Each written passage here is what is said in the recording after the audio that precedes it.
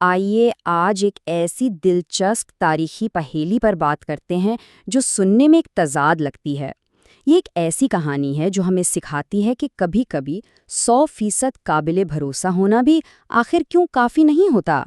چلیں تھوڑی دیر کے لیے تصور کرتے ہیں کہ ہم تاریخ کے ایک بہت بڑے علمی مرکز میں ہیں، ایک ایسا شہر جو اپنے علماء اور علم کی وجہ سے مشہور ہے۔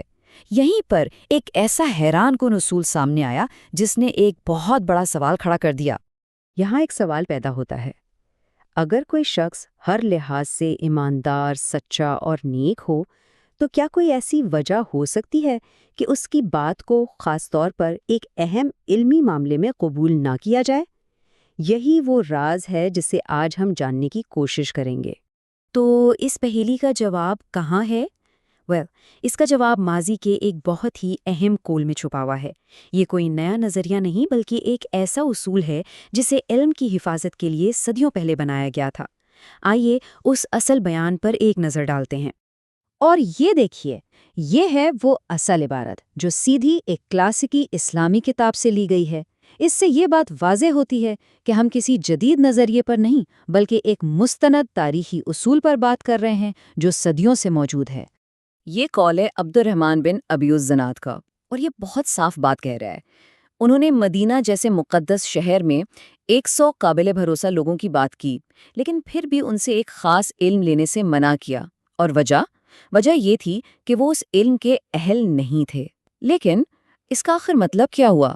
اس بات کو سمجھنے کے لیے سب سے پہلے حدیث کی اصطلاح کو سمجھنا ضروری ہے۔ دیکھیے، حدیث صرف کوئی عام بات نہیں ہے، یہ اسلامی قانون اور رہنمائی کا ایک بنیادی ستون ہے۔ اسی لیے اس کو ایک شخص سے دوسرے شخص تک پہنچانے میں انتہائی احتیاط برتی جاتی تھی۔ تو یہیں پر اس پہیلی کا حل موجود ہے۔ مسئلہ ان لوگوں کے کردار یا ایمانداری میں ہرگز نہیں تھا، بلکہ ان کی تکنیکی مہارت میں تھا۔ یہ واقعہ عمومی نیکی اور کسی خاص شعبے کی قابلیت کے درمیان ایک بہت ہی اہم فرق کو واضح کرتا ہے۔ اب ذرا اس سلائیڈ کو دیکھیے، یہ فرق کو بالکل واضح کر دیتی ہے۔ ایک طرف ہے عمومی اعتماد جس میں اچھا کردار اور عزت شامل ہے، وہ 100 لوگ اس معیار پر بالکل پورے اترتے تھے۔ لیکن دوسری طرف حدیث بیان کرنے کے لیے خاص مہارتیں چاہیے، جیسے کہ غیر معمولی حافظہ اور اس علم کے تکنیکی اصولوں پر مکمل گرفت۔ اس کو سمجھنے کا ایک بہت ہی آسان طریقہ یہ مثال ہے۔ سوچئے، ایک ہارٹ سرجن اپنے شعبے میں انتہائی قابل اور قابل بھروسہ ہو سکتا ہے، لیکن کوئی بھی اس سے اپنے ٹیکس کے معاملات میں مشورہ نہیں لے گا۔ کیوں؟ کیونکہ اس کے پاس اس شعبے کی خاص مہارت نہیں ہے۔ مطلب اعتماد اپنی جگہ لیکن مہارت اپنی جگہ۔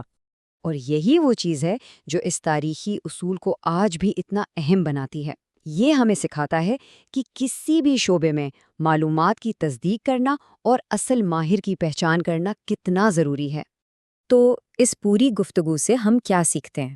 پہلی بات، اچھا کردار بہت اہم ہے، لیکن یہ مہارت کا متبادل نہیں ہو سکتا۔ دوسری بات، ہر خاص علم کے لیے خاص تربیت اور مہارت کی ضرورت ہوتی ہے۔ اور شاید سب سے اہم سبق یہ ہے، ہمیں یہ جاننا چاہیے کہ کس شخص پر کس کام کے لیے بھروسہ کرنا ہے۔ اعتماد ہر شعبے میں خود بخود منتقل نہیں ہو جاتا۔ یہاں ایک بات سمجھنا بہت ضروری ہے کہ ان 100 لوگوں کو مسترد کرنے کا مقصد ان کی توہین کرنا نہیں تھا، بلکہ یہ اس علم کی حفاظت کے لیے ایک انتہائی سنجیدہ کوشش تھی تاکہ وہ نسل در نسل بغیر کسی غلطی کے بالکل ٹھیک منتقل ہو سکے۔ یہ معیار دراصل علم کے احترام کی ایک بہت بڑی علامت تھا۔ اور یہ سب کچھ ہمیں آج کے دور کے ایک بہت بڑے سوال پر لا کر چھوڑ دیتا ہے۔